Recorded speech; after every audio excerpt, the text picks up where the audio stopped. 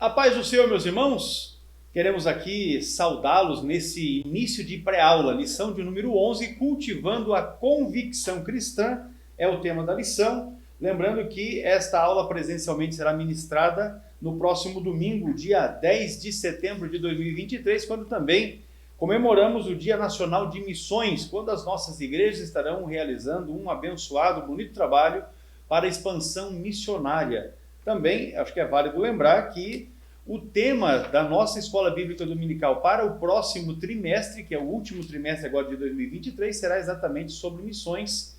Então vamos estar ligados aí para crescermos também, não é, no que diz respeito à nossa expansão da igreja, a expansão missionária que acontece nos quatro cantos da terra.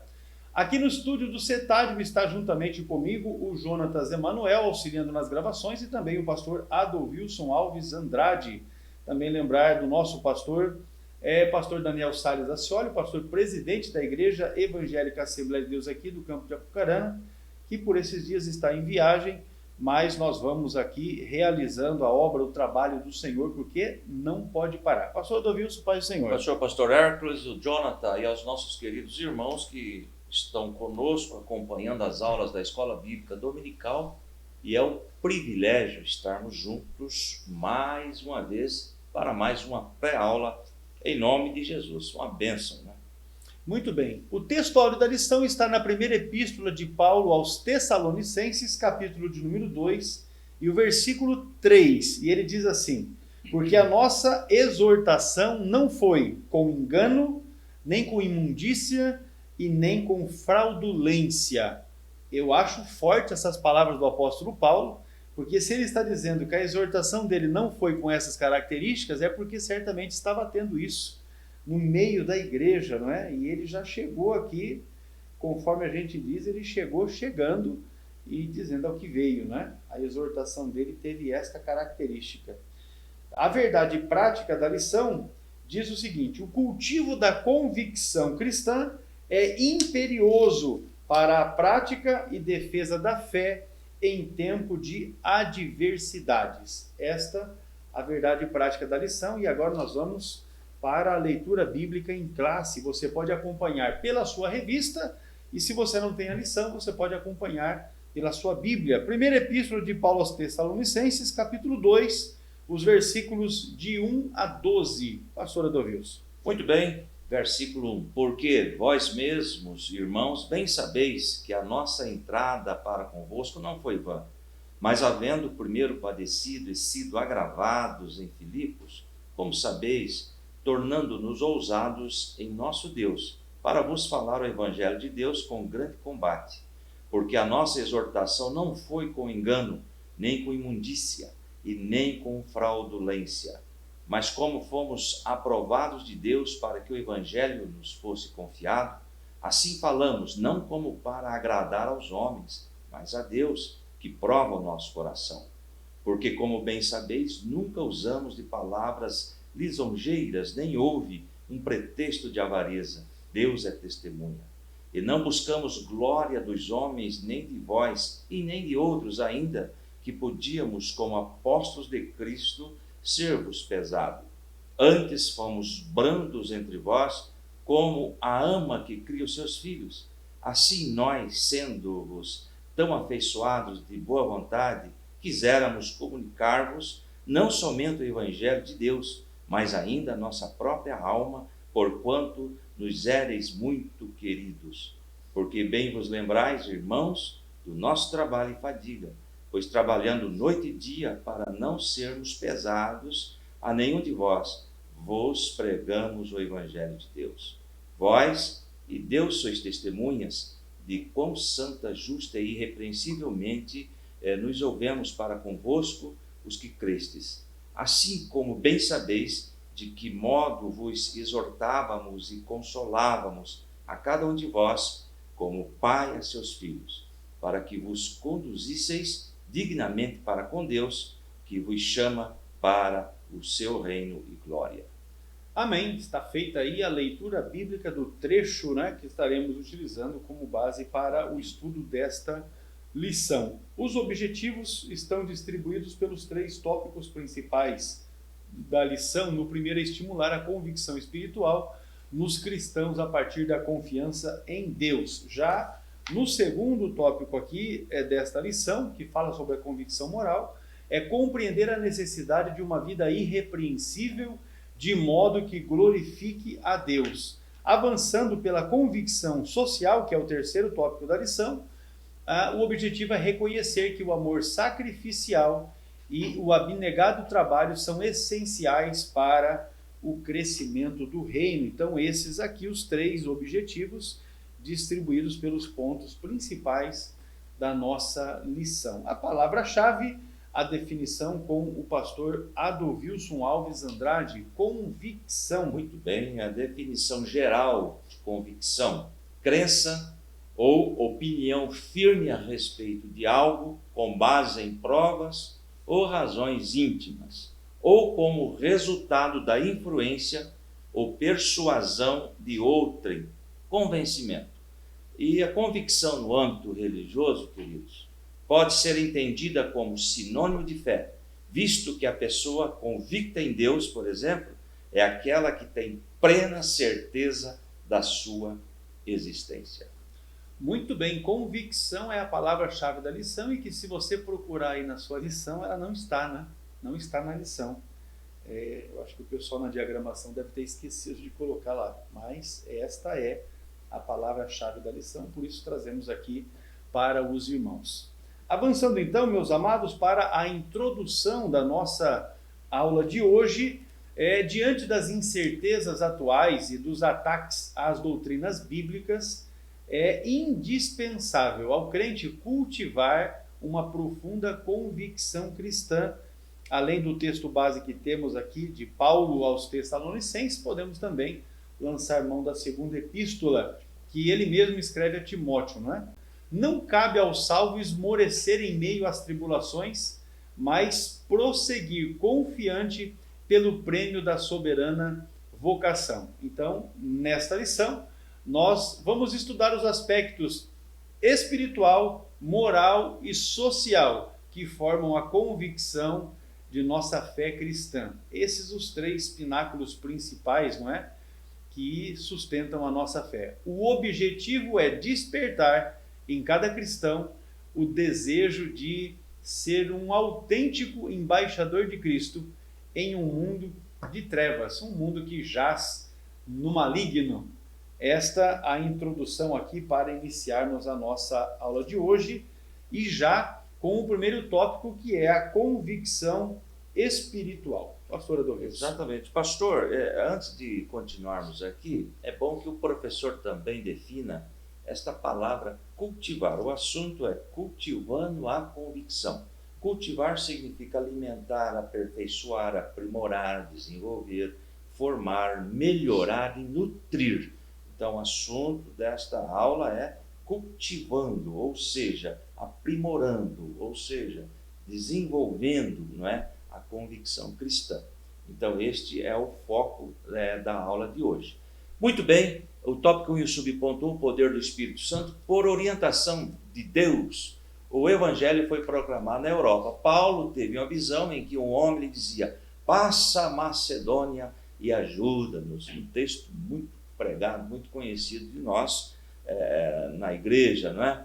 E aí começou, pastor, a partir dessa revelação, a mensagem da cruz foi anunciada em Filipos e depois em Tessalônica, ou seja, aí passam a pregar na Europa. O apóstolo deixa claro que o evangelho não foi pregado com mero discurso racional, mas sobretudo em poder no Espírito Santo, em plena convicção.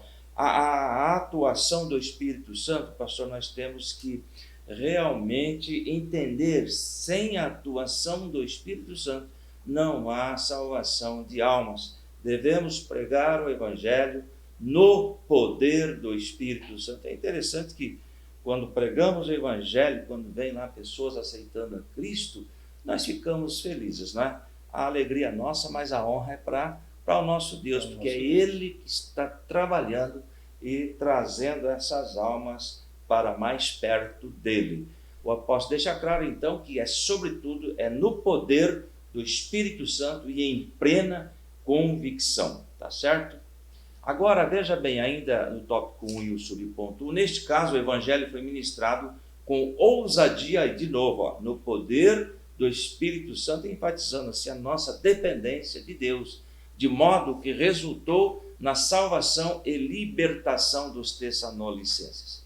Assim podemos afirmar que na ausência de convicção espiritual, a palavra de Deus é reduzida ao mero intelectualismo humano, e seu resultado é ineficaz na transformação de vidas. Então está aí a colocação, inclusive temos aí Mateus 7 e 29, que diz assim: porque ele as ensinava com quem tem autoridade e não como os mestres da lei. Essa autoridade, pastor, é que ele realmente vivia aquilo que ele fruto de pregava. uma convicção, né? Exatamente. O nosso tópico aqui é a convicção espiritual. Exato. Se o indivíduo não tem a convicção espiritual, a pregação dele será um vazio, não é? Não vai atingir a expectativa, até porque, se tomarmos aqui o apóstolo Paulo como exemplo, como modelo, você vai observar que Paulo de fato tinha o conjunto dessas convicções que nós vamos tratar aqui na lição, mas especialmente essa convicção espiritual,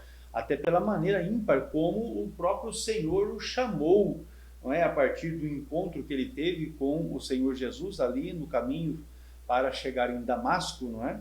A sua conversão foi notória. Ele, porque tinha esta convicção do chamado de Jesus, do seu relacionamento com o Senhor, realizou a obra com destreza. E este aspecto que nós temos seguinte, que é exatamente a confiança em Deus, nos mostra isso, que o apóstolo, ele declara que mesmo tendo padecido e sendo agravado em Filipos, ou seja, as dificuldades que ele enfrentou em Filipos, isso está em Tessalonicenses 2 e também o versículo 2, a sua fé não estava abalada. Ele se refere à perseguição sofrida antes de pregar em Tessalônica. Paulo e Silas tinham sido publicamente espancados com varas, em seguida lançados no cárcere interior, com os pés no tronco. Qualquer outra pessoa teria desistido de pregar, mas ele, porque tinha exatamente esta convicção, não se deixou abalar e nem esmorecer. A sua fé tinha de fato uma estrutura, uma solidez. Apesar de feridos, Paulo e Silas, perto da meia-noite, diz Atos 16, 25, oravam e cantavam hinos, louvores a Deus. Após esta severa provação, eles não esmoreceram, mas impelidos pelo Espírito, vieram a Tessalônica. Então veja a importância, né, desta convicção, da confiança que tinha em Deus. Mesmo depois de terem apanhados, ainda avançaram pregando o Evangelho. Na cidade, em meio às suas lutas, e com ousada confiança anunciaram a Cristo. E é dentro desta perspectiva que nós devemos então nos encorajar e não desfalecer na pregação do Evangelho, mas firmados, confiados em Deus, jamais recuar, mesmo diante das ameaças de prisão ou de morte. Aí a referência aqui é o texto de Apocalipse 2 e o verso 10, mas é importante nós destacarmos a realidade de mundo no contexto que nós estamos inseridos, porque há muitas regiões no mundo onde crentes estão sendo aprisionados e até mortos porque pregam o Evangelho. Olha o que diz Apocalipse 2:10. Nada tendes das coisas que hás de padecer, não temas, ou nada temas das coisas que hás de padecer. Eis que o diabo lançará alguns de vós na prisão, para que sejais tentados, e tereis uma tribulação de 10 dias. Sê fiel até a morte, e dar-te-ei a coroa da vida. Essa é a palavra de Jesus para a igreja de Esmirna. Então veja que aqui o próprio Senhor está alertando a igreja de que alguns seriam lançados na prisão. Fala de uma tribulação, não é, que passariam de 10 dias. Então veja que o próprio Senhor aqui estava já alertando a igreja em Esmirna.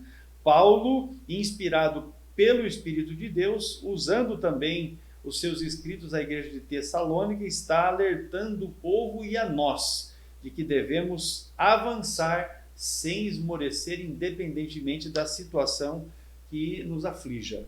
Muito bem, tópico 1 sobre o ponto 3, a fidelidade na pregação. O apóstolo Gentios assegura que o evangelho anunciado em Tessalônica não foi, primeiro, com engano. Pastor, eu fiquei impressionado com a atualidade desse texto. Pregação dele não foi com engano, nem com imundícia e nem com fraudulência. Agora, não era enganoso. O que significa isso? Não era fundamentado em sofismas. O apóstolo quer dizer que os tessalonicenses sabiam que a sua maneira de pregar não era adotada pelos defensores do erro. Pregavam a verdade. E tem outra colocação ali, não com imundície, né? Não é o que leva uma vida impura, e sim pregava a santidade e pureza. A maioria dos ensinamentos dos filósofos pagãos levou uma vida de licenciosidade e corrupção. A tendência do evangelho era justamente, pastor, uma vida santa. E foi pregado também não com artimanhas, que nós estamos vendo hoje continuamente essa pregação com artimanha. O que é isto? Não havia artimanhas ou truques como os que não podiam suportar um escrutínio severo, porque haviam sim umas artimanhas, né? Nenhum ponto foi levado a cabo pela arte, pela astúcia, ou usar a ele de estratagema, não é? Tudo foi feito com os princípios mais honrados e justos. Veja bem a pregação, como que era a pregação do nosso querido aí apóstolo, né, para esses irmãos aí de Tessalônica. Mostra que a doutrina cristã não procede de fábulas inventadas. Está acontecendo isso hoje, condutas imorais ou de artifícios para seduzir pessoas a crerem em mentira. Está ali em 2 Pedro 1,16, que diz assim: de fato, não seguimos fábulas engenhosamente inventadas quando lhes falamos a respeito do poder e da vida de nosso Senhor Jesus Cristo. Pelo contrário, nós somos testemunhas oculares da sua majestade. Aliás, para pregar o evangelho, tem que ter uma experiência com Deus, uma experiência real com Deus. Ao contrário, Paulo declara que o evangelho é de Deus e que o próprio Deus o comissionou como arauto, ou seja, mensageiro, não como para agradar aos homens, mas a Deus, que prova o nosso coração. Aí é que está a pregação séria, de acordo com o que realmente está escrito na palavra de Deus. Dessa forma, o propósito do apóstolo não era o de satisfazer seus ouvintes com falsos discursos. É interessante esse aqui também, falsos discursos. E ele diz lá em Tiago 1,22, sejam praticantes da palavra e não apenas ouvintes, enganando-se a si mesmo. Aí está a dificuldade, pastor, ouvir e colocar em prática. E nesse sentido, somos exortados a manter fidelidade na pregação, repudiar os falsificadores da palavra de Deus e anunciar Cristo com sinceridade. Olha lá em 2 Coríntios capítulo 2, 17. Ao contrário de muitos, não negociamos a palavra de Deus visando lucro. O que mais temos ali? Antes em Cristo falamos diante de Deus com sinceridade, como homens enviados de Deus. É interessante esta colocação. Não fazer do evangelho um negócio. Meio de vida, né? Exato. E assim ter um compromisso, né? É interessante que quando ele fala assim, nós pregamos em verdade, tem uma explicação que vem do grego original, adulterando, como vendedor ambulante. Sai mentindo que o produto é bom e realmente, queridos, usando de falsidade, de mentira e de engano, que não eram a qualidade do apóstolo Paulo quando pregava o evangelho. Vende como um produto original, mas na verdade daquele lugar é de procedência duvidosa, né? Para não nominar o lugar, né? Vem de procedência duvidosa. Mas o fato aqui, irmãos, a respeito desta verdade bíblica, a gente pode observar isso Quando vinha de viagem, ainda ontem, eu falava com a minha esposa a respeito do problema que acabou surgindo com a internet, que é uma bênção, né? A internet é uma bênção, é uma fonte de pesquisa para você levantar informações e tal. Porém, hoje você precisa fazer uma checagem de tudo, né?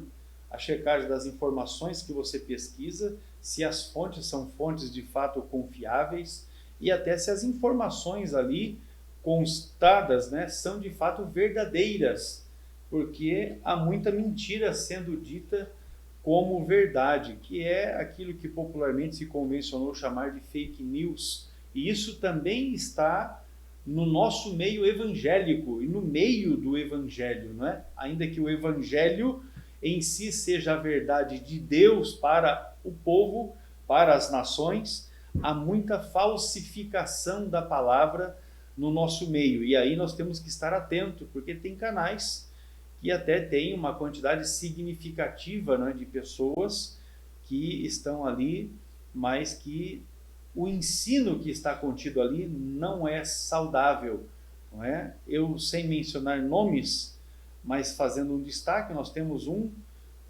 pastor que está no cenário aí, que pertence a uma igreja que é uma seita, mas porque ele domina uma área do saber, as pessoas o seguem.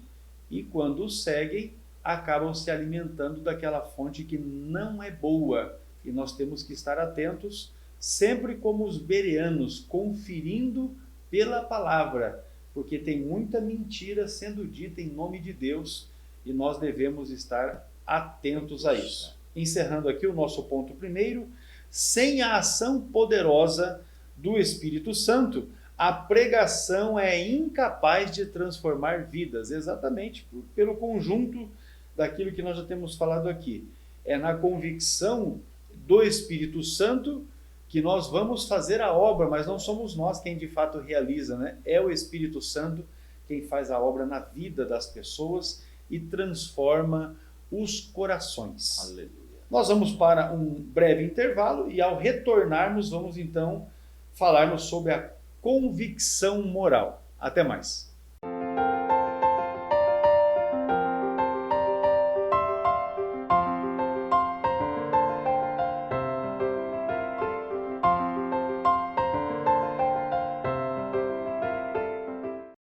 O CETADB é o centro teológico mais próximo de você. O aprendizado é monitorado por obreiros através de material autodidático e você pode estudar por extensão com um custo acessível. No CETADB você tem os cursos de nível básico, médio e avançado. Informe-se no site www.cetadb.com.br ou no telefone 43 3426 0003. Seja um aluno do centro teológico que mais cresce no Brasil. CETADB é o ensino teológico além das fronteiras.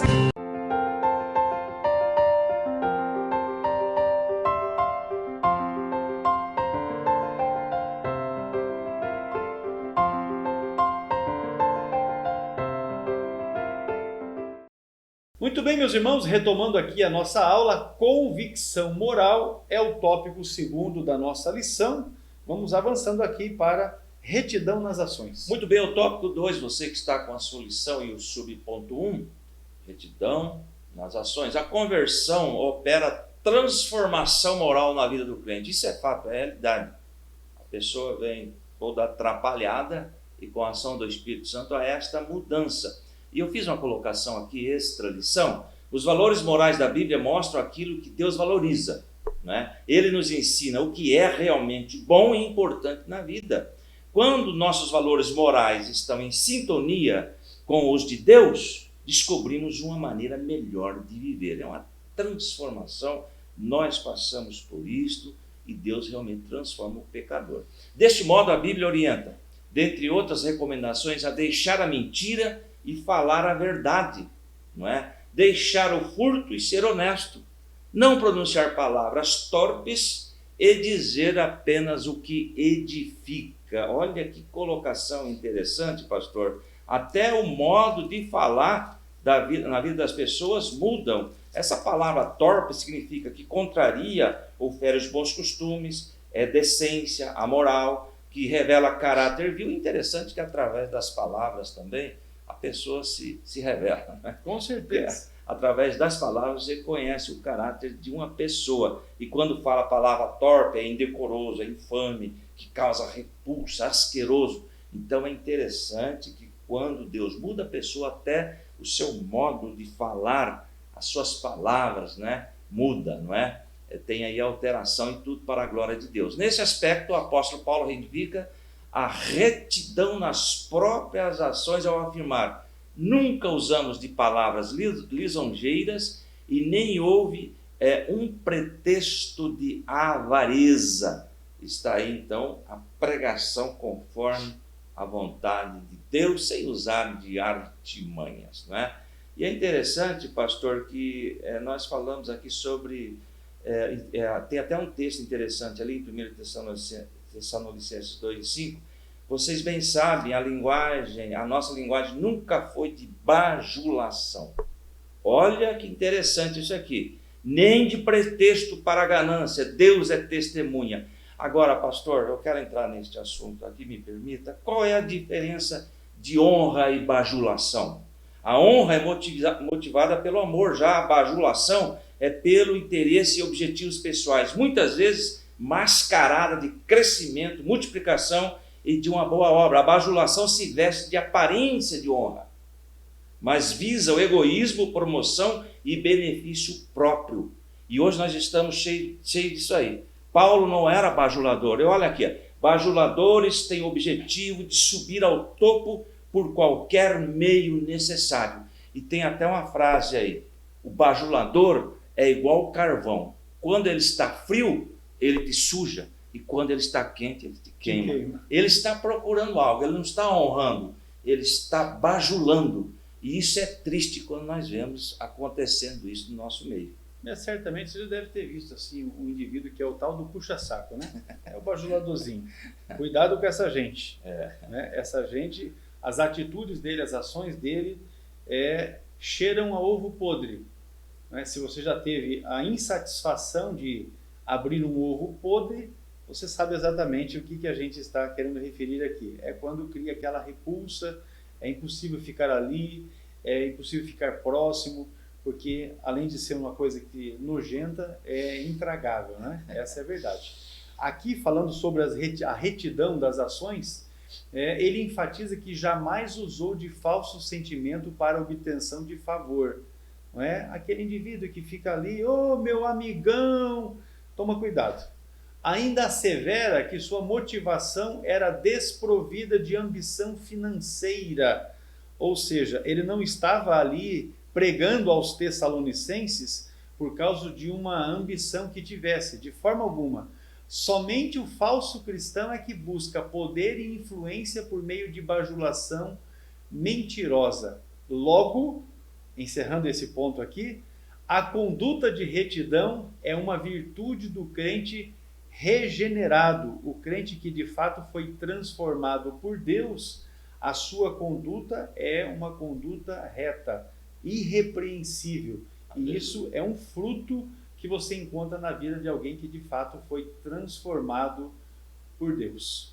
Agora, pastor, o segundo aspecto da convicção moral é a reputação ilibada. Isso, tópico 2, o subponto 2, considera-se portadora de reputação ilibada a pessoa de reconhecida idoneidade moral. Atos 6:3, nós conhecemos a passagem, a escolha dos diáconos, e lá em Atos 6:3 diz assim: irmãos, escolham entre vós 7 homens de bom testemunho, cheios do Espírito e sabedoria. Passaremos a eles esta tarefa, daquele trabalho, enfim, de servir as pessoas, não é? Estavam tendo problema lá, mas o critério, pastor, é a escolha dos homens para servir. Critérios estes que hoje não estão sendo observados. Hoje, se o camarada der um bom dízimo, ele vai ser.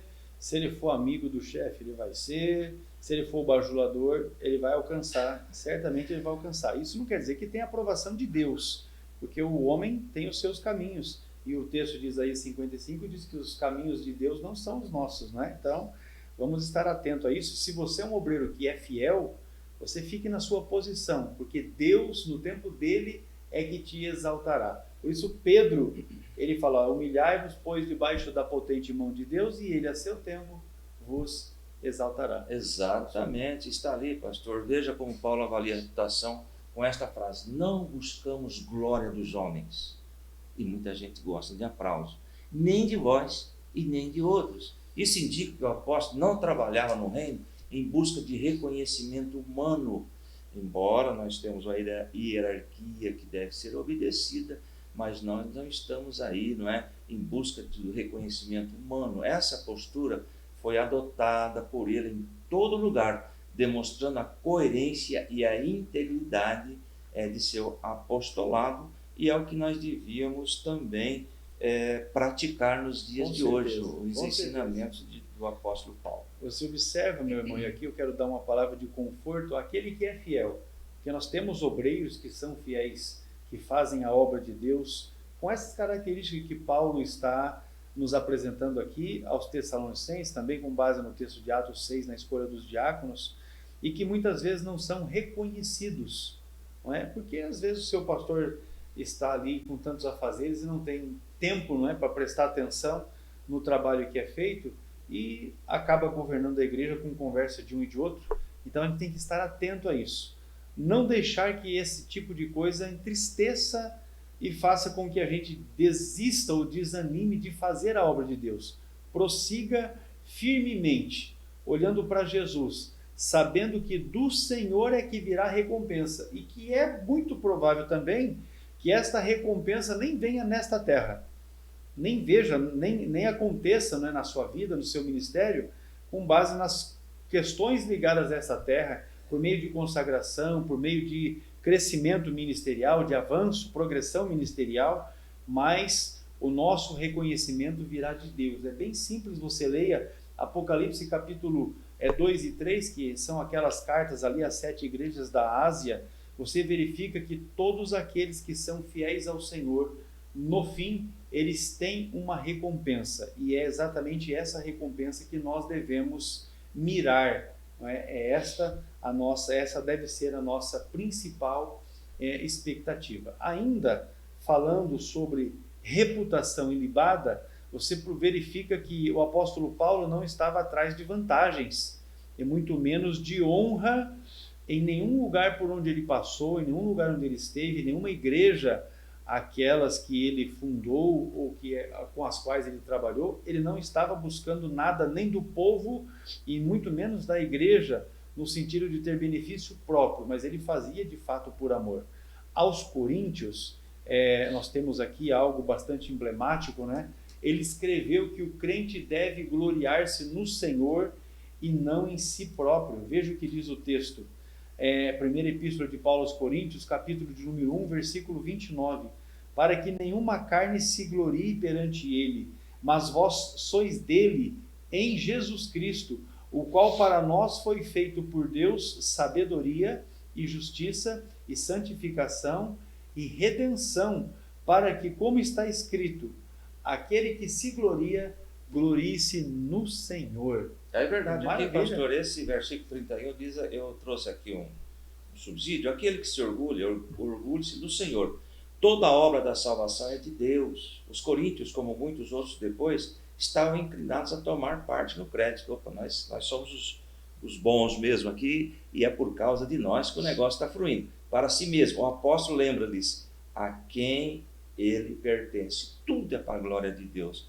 Se nós estamos realizando esta obra aqui, é para a glória de Deus. Se está indo bem, Deus está aprovando, claro, é para a glória de Deus. E é Ele que trabalha, não é nós. Nós estamos aqui como vasos, né, pastor? Para serem usados na mão do oleiro. Então a conclusão é clara: os que aspiram fama e prestígio caem em tentação e mancham, maculam o Evangelho. Nosso viver deve glorificar a Deus, a Ele seja a glória na igreja e em Cristo Jesus para sempre. Amém. O que eu tenho aprendido, pastor, nesses pouco mais de 30 anos de fé, né, é que bajuladores têm um tiro curto. Não é? Eu aprendi com o pastor Percy Fontoura, que foi meu pastor durante 9, quase 10 anos, e é o presidente da nossa convenção aqui no estado do Paraná, que esse tipo de gente é igual o coice de porco, né? É bem curtinho. não vai longe. Às vezes aparenta, mas o ministério dele não vai bem. E por via de regra, o que a gente observa é que logo o indivíduo ele cai. Cai no erro, cai no engano, cai no pecado. Que não tem um chamado, né, pastor? Desvia recursos da igreja, rouba a igreja, se atrapalha na vida, se atrapalha no ministério, se atrapalha conjugalmente, se atrapalha porque a ênfase é errada. A ênfase, né, é errada, completamente errada, distorcida, e aí não vai para frente. O nosso viver deve glorificar a Deus. É nesse aspecto que a gente tem que lutar. A Ele seja a glória na igreja e em Cristo Jesus para Glória sempre, base de Efésios capítulo 3, versículo 1. Falando sobre convicção moral, nós temos que falar sobre vida irrepreensível. Irrepreensível é algo que nós devemos também considerar, especialmente quando vamos chamar obreiros para trabalhar ao nosso lado, quando vamos ali nos cercar de pessoas para nos auxiliar em qualquer atividade que nós vamos fazer. Vida irrepreensível. Muito bem, o tópico 2, o subponto 3, o adjetivo irrepreensível denota uma conduta que não pode ser censurada, que não pode ser repreendido. Nesse contexto, o apóstolo invoca a Deus e a igreja em Tessalônica como testemunha de sua postura santa, justa e irrepreensível. Essas designações implicam obediência nas questões morais, atitude de retidão exemplar e conduta sem motivo algum de reprovação. Então, olha bem o critério, olha bem o exemplo de obreiro que nós temos aí na vida do apóstolo Paulo, que antes era um truculento, era um camarada, mas o nosso Deus o transformou, não é? Denota um padrão de comportamento para com Deus, para com os homens e para consigo mesmo. Ou seja, não é somente no âmbito da igreja, na sociedade, como a sociedade nos vê também. Porque na igreja nós estamos ali com os nossos irmãos, somos bênção, enfim. E aí fora, como está sendo o nosso testemunho? Como que as pessoas nos veem, né? Exatamente. Esse é importante. Olha Paulo dizendo assim, porque se eu anuncio o evangelho, não tenho de que me gloriar, pois me é imposta essa obrigação. E ai de mim, se não anunciar o evangelho. Isso em Coríntios capítulo 9, versículo 16. Agora ele diz assim, no verso 27, antes subjugo o meu corpo e o reduzo à servidão, para que, pregando aos outros, eu mesmo não venha de alguma maneira a ficar reprovado. Ou seja, Paulo estava preocupado em manter uma condição de vida irrepreensível. É mais ou menos quando você chega num lugar e você ouve um camarada pregar, e porque você conhece a vida dele, você já pode dizer, esse canalha está pregando algo que ele não vive. Isso é repreensão. O indivíduo está pregando, está falando o que deve ser, exatamente da maneira que ele não consegue nem ser, e muito menos fazer, e muito menos agir naquele sentido. Então isso é um caráter de vida irrepreensível. É ciente então desta influência que Paulo tinha na igreja e que ele certamente exercia, porque era modelo para os fiéis. O apóstolo disse, para vos dar em nós mesmos exemplo, para nos imitardes. Paulo então se coloca, não é, como um exemplo para ser copiado. E olha que ali está o 2 Tessalonicenses 3:9, mas olha o 8. Nem comemos coisa alguma à custa de ninguém. Pelo contrário, trabalhamos arduamente e com fadiga, dia e noite, para não sermos pesado a nenhum de vocês. E o 9, não porque não tivéssemos tal direito, mas para que nos tornássemos um modelo para ser imitado por vocês.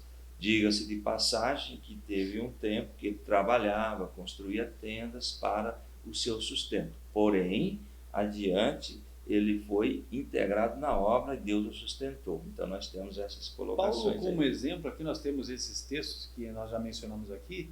Eu gosto sempre do texto de Filipenses 4, que neste contexto aqui da lição não foi mencionado pelo pastor Douglas, mas que você pode lançar mão. Filipenses 4, verso 8 e 9, ele diz assim, quanto ao mais, irmãos, tudo que é verdadeiro, tudo que é honesto, tudo que é justo, tudo que é puro, tudo que é amável, tudo que é de boa fama, se há alguma virtude, se há algum louvor, nisso pensai. Atenção para o verso 9. o que também aprendestes e recebestes e ouvistes e vistes em mim, isso fazei, e o Deus de paz será convosco. Ou seja, ele está se colocando aqui como um modelo para ser seguido. Façam do jeito que eu faço, falem da mesma maneira como eu falo, as coisas que vocês estão aprendendo de mim, pode executar na vida de vocês, aquilo que vocês receberam de mim, pode colocar em prática, porque certamente, se vocês fizerem assim como eu tenho feito, o Deus de paz será convosco. Paulo como um exemplo, e ele diz, sejam meus imitadores. Então, vamos trabalhar nesse sentido. Paulo é um modelo para nós a ser seguido, e que muitos obreiros, ainda que objetivam alguma coisa dentro do ministério, não conseguem colocar isso em prática nas suas vidas. Então veja lá, finalizando esse aspecto da lição, o grau de comprometimento adotado pelo crente com os valores do reino é o reflexo do nível da sua comunhão com Deus, ou seja, do seu comprometimento com Deus. É exatamente no dia a dia da nossa vivência que nós vamos demonstrar, não é falar, é demonstrar qual é o nosso envolvimento com o Senhor.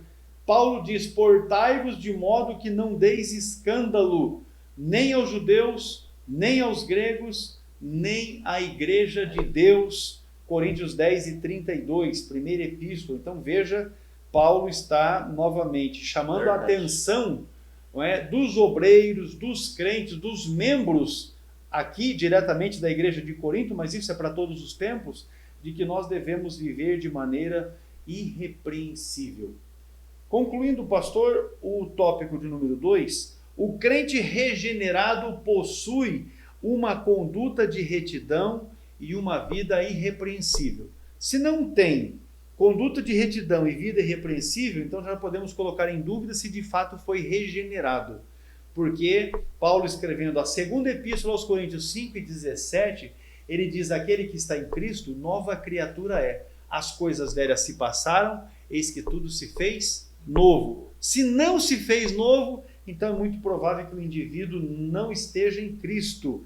Vamos para um intervalo e nós retornaremos para finalizarmos aqui com o terceiro ponto da lição, convicção social. Já voltamos.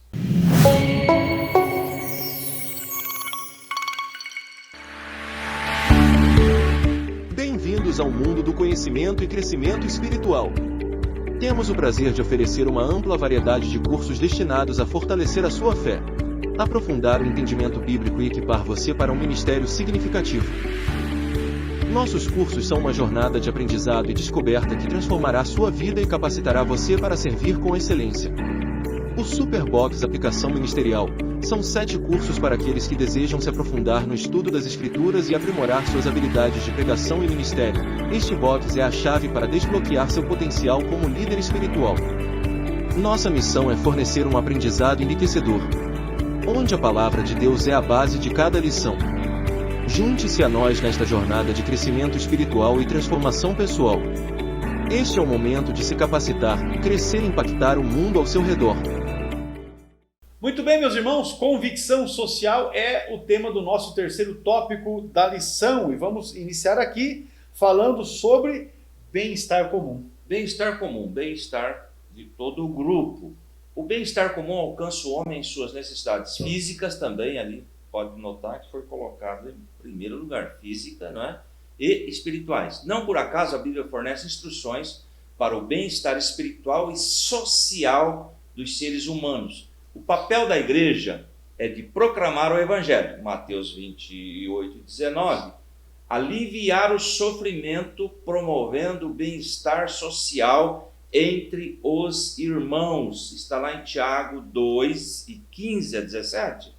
Se um irmão ou irmã estiver necessitando de roupas ou do alimento de cada dia, verso 16, e um de vocês lhe disser, vá em paz, aqueça-se e alimente-se até satisfazer-se, sem porém lhe dar nada, de que adianta isso? Ou seja, a pessoa vem reclamar, pastor Hercos, eu estou sem nada em casa.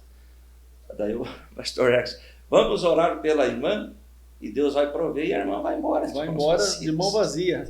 Então, nós temos que também ter essa atitude atitude, né? E está escrito ali, ó, sem porém lhe dar nada nessa versão internacional, o que adianta isso? Então nós temos que cuidar também da parte social que envolve a igreja. Abacuque registra que os problemas sociais de sua época resultavam do pecado, tais como inversão de valores, violência e injustiça. Está ali Abacuque 1 e versículo 1. Eu acho que era importante, pastor, você está com o texto aí? Estou com o texto. Leia esse texto, capítulo 1, preste atenção, irmãos, versículos de 1 a 4, Abacuque falando dos problemas da sua época, da época de Abacuque, falando sobre inversão de valores, violência e injustiça. Veja aí se não há algo em comum com os nossos dias. Exatamente. Abacuque 1 e verso 1, advertência do profeta Abacuque.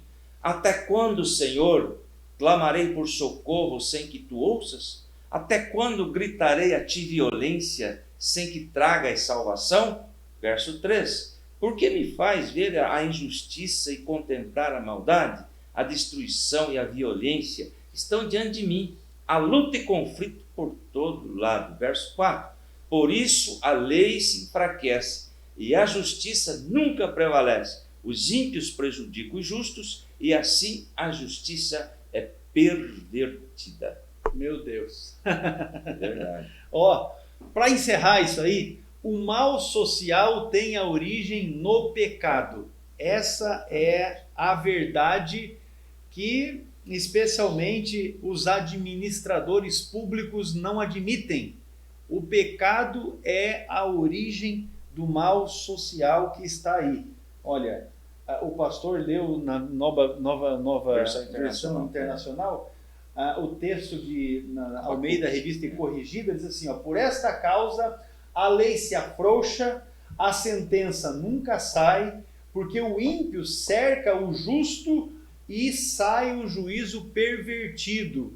Então, meu Deus, a lei se afrouxa, veja o que está acontecendo nos nossos dias. A sentença nunca sai, porque as pessoas entram na justiça aí dos homens buscando a resolução dos seus problemas, mas existem os meios, não é, de se atrasar sentença, e até a gente já temos denúncias aí de compras de sentenças, não é, juízes que emitem uma sentença favorável àquele que pagou por uma sentença. Então, beira o absurdo. E por fim, você vê assim, o ímpio cerca o justo e o juízo sai pervertido. Ou seja, o justo, ele acaba em algum momento sendo prejudicado. Ciente disso, então? Pode falar. Mas nesse texto aí é interessante, porque Deus diz assim, suscitarei os caldeus para corrigir o meu povo. Vai vir o momento do acerto de contas. Não tenha dúvida. A gente vem falando isso aqui, esse terceiro trimestre, vamos falar a verdade, é uma das melhores lições que eu tenho estudado nesses últimos 3, 4 anos. É porque nós estamos sendo aqui confrontados com realidades de vida e realidades sociais. E desde a primeira lição, junto aqui com o pastor Adovilson, porque Deus nos deu condição de estarmos em todas as aulas juntos nesse trimestre, nós temos falado aqui aquilo que a Bíblia diz. E entendemos que a Bíblia é a palavra de Deus, mas também dizemos, se você não quer viver conforme o padrão de Deus, amém, siga a sua vida, porém saiba que haverá um acerto de contas. Não é? E aí, vamos dizer aqui, se nós estamos certos, esse acerto de contas será algo doloroso, porque vai perdurar pela eternidade. Então é tempo, não é, de reconciliação, de convergência, de conversão do caminho. Paulo, ciente desta realidade também dos seus dias, ele escreveu o que está em Tessalonicenses, capítulo de número 2, 1 Tessalonicenses, capítulo de número 2, e o versículo é o de número 8, eu já vou chegar nele aqui porque eu estou em 2 Tessalonicenses, olha aqui, 2 e 8 diz assim, assim nós, sendo-vos tão afeiçoados de boa vontade, quiséramos comunicar-vos não somente o Evangelho de Deus, mas ainda a nossa própria alma, porquanto nos éreis muito queridos. Ou seja, Paulo porque amava a igreja, o povo, lá na cidade de Tessalônica. Ele está dizendo, olha, nós estávamos comunicando não somente o Evangelho de Deus, mas do mais profundo do nosso ser comunicávamos as verdades de Deus, justamente porque vocês nos eram tão queridos. Olha que coisa maravilhosa o sentimento de Paulo enquanto realizava a obra de Deus, pregando o Evangelho. Este sentimento que nós vemos aqui em Paulo, ele é comparado com o cuidado de uma mãe que se preocupa e protege os filhos. Veja o texto, versículo 7. Antes fomos brandos entre vós, como a ama que cria os seus filhos. Também você vai observar que esse sentimento que Paulo expressa aqui com o povo de Tessalônica pode ser comparado ao procedimento de um pai amoroso que se interessa pelos problemas que os seus filhos apresentam. Veja o verso 11, 1 Tessalonicenses 2. Assim como bem sabeis de que modo vos exortávamos e consolávamos a cada um de vós, como o pai a seus filhos. Então você veja o pai, aquele que está ali na labuta, na correria do dia a dia, buscando o bem da sua família e dos seus filhos, e que nos momentos difíceis reúne a sua casa, a sua família, para esta palavra de conforto, para esta palavra de consolo, de exortação também aos seus filhos, justamente porque quer o melhor, não é? Para os seus. Vamos aqui então, prosseguindo para encerrarmos esse ponto, pastor Dovil, sobre o bem-estar comum. É o tópico 3, o subponto 1. Era assim que Paulo encorajava, confortava e servia de exemplo à igreja. Esse texto já foi lido, mas Paulo é um exemplo, ele se desgastava pela igreja. Nessa direção, o dever cristão engloba a moral e o social. A dedicação exclusiva de uma parte em detrimento da outra não retrata o Evangelho de Cristo, ou seja, tem que estar aí os dois. É o que está escrito em Tiago 4,17. Pense nisso, pois. Quem sabe que deve fazer o bem e não o faz, comete pecado. É aqui onde encontramos o pecado da omissão. Nós sabemos que temos que fazer e não fazemos, não é? Com relação aos irmãos da igreja, a relação social, enfim. Muito bem, vamos avançar aqui então para o subponto 2 aqui no tópico 3, que fala sobre dedicação altruísta. Esse altruísmo tem a ver com fazer algo desinteressadamente. Uma característica muito em falta nos nossos dias hoje, porque as pessoas acabam tendo sempre algum interesse, e aí Paulo está dando este exemplo. Paulo, o apóstolo, se dedicou com um profundo altruísmo na pregação do Evangelho. Olha aqui, pastor. Atos 20. Vamos 20, lá. 24. Tá aí? É o assunto então fechou. É o assunto da lição. Olha a convicção do apóstolo Paulo.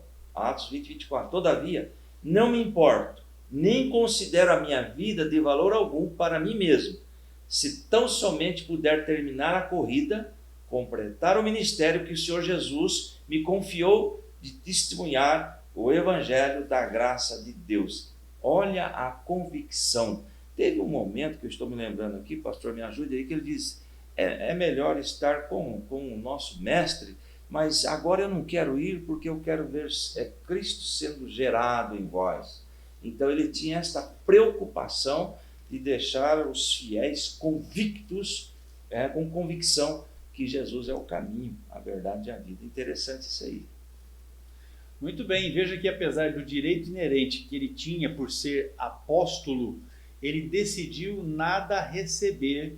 Veja o texto de Tessalonicenses 2 e 6, ainda que podíamos, como apóstolos de Cristo, servos pesados. O que ele está dizendo aqui, irmãos? Bem claramente, que enquanto ele esteve servindo a igreja de Tessalônica, ele preferiu não receber nada pelo trabalho que ele estava realizando, porque ele tinha esta preocupação de não ser pesado, mas ele está dizendo, podíamos, por causa de sermos, porque estávamos ali como apóstolos de Cristo, podíamos, mas ele preferiu não ser. Assim como o pastor Adovilson já mencionou, ele esteve realizando o seu ofício, que era a construção de tendas, para dali tirar então o seu sustento. Assim, para prover o necessário sustento, o apóstolo valeu-se desse então ofício. Atos capítulo 18 e o versículo 3, o próprio fala a respeito disso. Acerca desta questão, ele recordava aos irmãos, e aí, entre aspas, o trabalho e a fadiga, pois trabalhando noite e dia, para não sermos pesados a nenhum de vós. Tessalonicenses 2, versículo de número 9. Trabalhava então noite e dia, além de estar pregando o evangelho, porque ele tinha esta preocupação, que de repente alguma questão nesse sentido pudesse enfraquecer a fé do povo, até porque a igreja nascente vivia uma dificuldade bastante grande. Quando você lê, não é, o texto de Tessalonicenses, especialmente a primeira epístola, você observa esta questão. Pastor, vamos lá para o tópico 13, o subponto 2, nossos professores e alunos. Para não se tornar um fardo para a igreja, ele se desgastou numa atividade laboral extenuante, né? Agora, veja bem, aqui é importante ressaltar que a Bíblia não condena a provisão financeira para os obreiros, pois o próprio apóstolo escreveu: aos que anunciam o evangelho, que vivam do evangelho, lá em 1 Coríntios capítulo 9 e versículo 14, está escrito assim, ó: da mesma forma, o Senhor ordenou aqueles que pregam o evangelho, que vivam do evangelho. Então temos aí esta colocação, que alguém pode isolar aquele texto sem analisar esses textos aqui. O evangelho que vive do evangelho, lá em 1 Coríntios 9, 14. O que é digno é o obreiro do seu salário. 1 Timóteo 5, 18 diz assim: os presbíteros que lideram bem a igreja são dignos de dupla honra. Nós devemos aqui entendermos que essa honra não é ser honrado. Aqui está falando de monetário, de dinheiro, especialmente aqueles que cujo trabalho na pregação do ensino. Não sei se o senhor tem outra tradução de 1 Timóteo 5,17.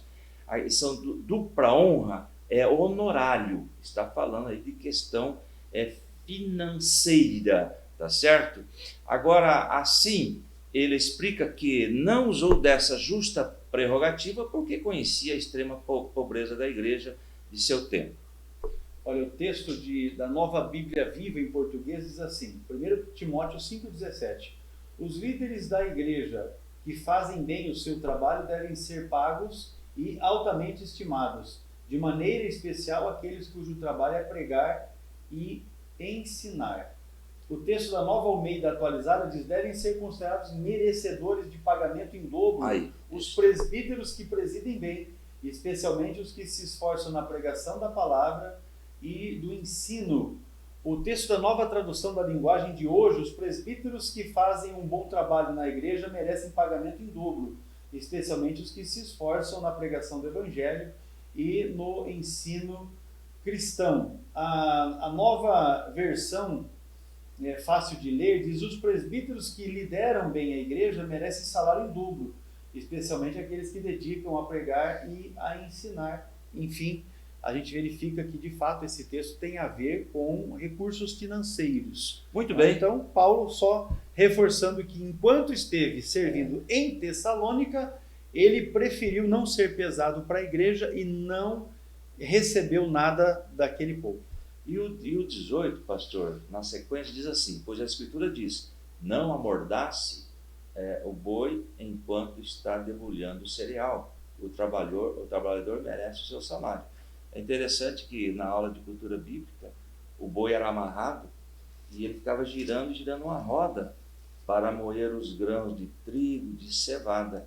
Ele diz assim: não ate a boca do boi, ou seja, ele poderia estar trabalhando e também se alimentando. Então é uma colocação feita também para o ministério.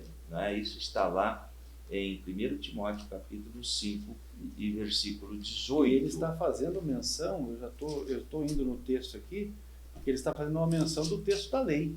Né? Ele está fazendo menção ao texto da lei que está em Deuteronômio capítulo de número 25, o versículo de número 4, que diz: não atarás a boca ao boi Justo. quando trilhar. Deuteronômio 25:4. Paulo, ao falar a respeito disso, menciona exatamente um texto da lei. Muito bem, encerrando essa parte aí, que suportou as restrições financeiras, né? O apóstolo Paulo, para não criar obstáculo ao evangelho, o que tudo fez para ganhar o maior número possível de almas. Lá em 1 Coríntios está aí 9 e 19.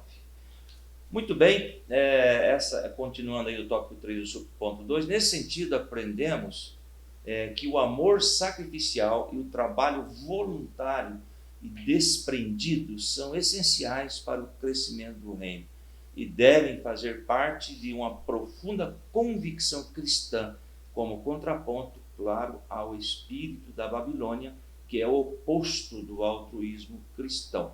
Aliás, nós temos que fazer a obra de Deus com esta convicção, né, pastor?